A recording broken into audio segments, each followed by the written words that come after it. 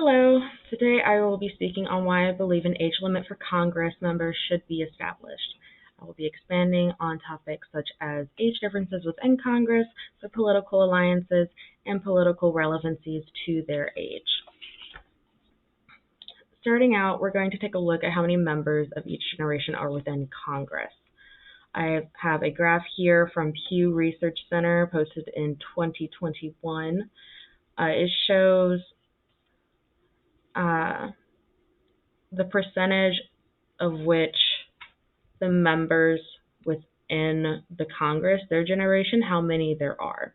And it shows that although there is representation for each generation, the boomers have the most of it. On the next slide, I have another chart from the same source, and they broke it down to how many members of each generation into little box. It's hard to read, so I provided the percentages.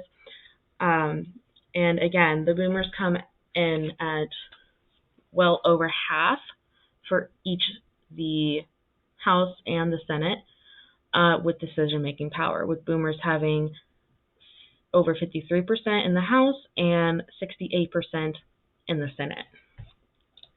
Why is this important? To see why this is important, it's best to look at how they grew up. So for the silent generation, they had segregation, World War I, and those caused racial tension, economic strain, things like that. For the boomers, it was the Cuban Missile Crisis, the Civil Rights Movement, and the Vietnam War. For Gen X, it was the fall of the Berlin Wall, the Jonestown mass suicide, the Watergate scandal, and the stock market decline. For millennials, it was 9/11, wars between Iraq as well as Afghanistan, and the stock market crash of 2008. Now that we've reviewed why the discrepancies in the ages of Congress, we're going to review their political parties. We're going to be using the Senate as the control. So here is a chart from govtrack.gov. It was posted in 2020. It shows the party alliances as well as the amount of years they've been within the Congress. Although there doesn't seem to be much of a pattern when it comes to political parties and how long they've been within the Congress, I think it's good to note the time frame in which they've been participating within the policy making within Congress. So most of them have been active for 6 to 11 years, but some have been active within the 42 to 47 year category.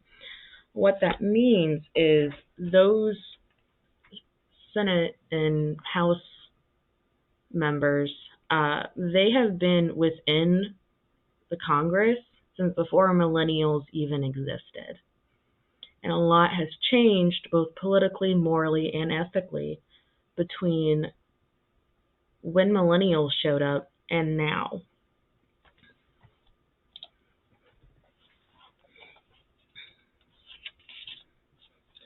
Next, we have where each generation political lining is. So for the silent generation, they lean almost exclusively Republican. Baby boomers are more on the Democratic side, but not by much. Gen X kind of fluctuates between not really Democratic to kind of Democratic. And then millennials, most of them are on the Democratic side by a larger margin. This is relevant because it shows that although they are technically Democratic, the boomers, there are significant differences in their policies. Some examples of this are gay marriage, abortion, minimum wage, and border control. I provided a comparison chart of the two parties to make it clearer on their stances. This is from diffin.com 2018.